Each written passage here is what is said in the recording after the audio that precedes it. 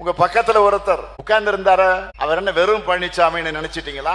சாதா பழனிசாமி அல்ல, தி கிரேட் 10 தோல்வி பழனிசாமி.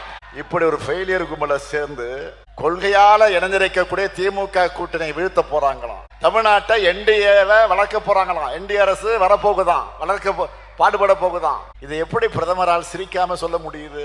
அதிமுக அரசு இல்ல, அவங்களே என்டிஏ அரசுன்னு தான் சொல்றாங்க. இப்போ நீங்க வந்து வளர்க்கிற நிலையில நாங்க இருக்கிறோம்.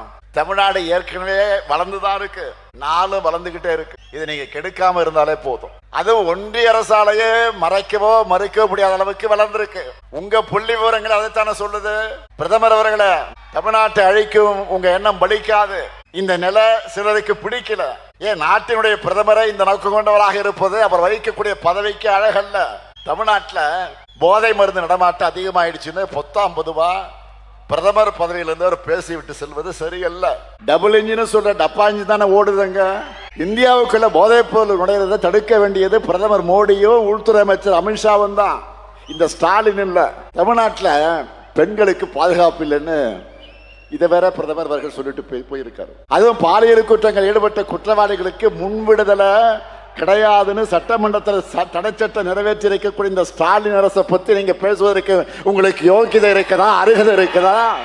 மகாராஷ்டிராவில் போய் பேச வேண்டியதை மதுராந்தகத்தில் வந்து பேசிட்டு போறது நியாயமா? இதை விட இன்னொரு கூத்து, ஜெயலலிதா ஆட்சியில குற்றமே நடக்கலன்னு சொல்லி அதிமுக தொண்டர்களையும் பிரதமர் ஏமாத்த பார்த்திருக்கிறார். குஜராத் மோடியா இந்த லேடியான்னு தமிழ்நாட்டில் ஊர் ஊரா போய் அம்மையார் ஜெயலலிதா கேட்டாங்க தெரியுமா?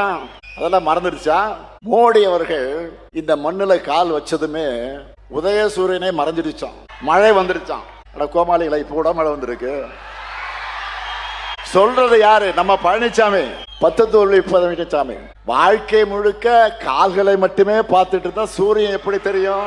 பழனிசாமி அவர்கள ஒரு முறை ஆச்சு தலை நிமிர்ந்து பாருங்க, அப்பதான் சூரியனுடைய இருப்பும் பவரும் உங்களுக்கு தெரியும். சிபிஐ, அமலாக்கத்துறை போன்ற பேரை கேட்டால ஓடி ஓடுகிற கோழைகள் தமிழ்நாட்டோட உரிமைகளை எப்படி காப்பாற்றுவாங்க? பாஜகவோட ஏவல் படையா செயல்படுகிற புலனாய்வுகளை வச்சுக்கிட்டு திமுகவை மிரட்டி பார்க்கலாம், பணிய வைக்கலாம் நினைச்சா மக்களுடைய ஆதரவோடு அதை எதிர்கொள்கிற உறுதி திமுகவுக்கு இருக்கு. நாங்க பணிய மாட்டோம், துணிஞ்சு ஒரு கை பார்ப்போம். மண் மொழி மானம் காத்திடும் எங்க 2000 ஆண்டு போற தொடர்ந்துடுவோம்.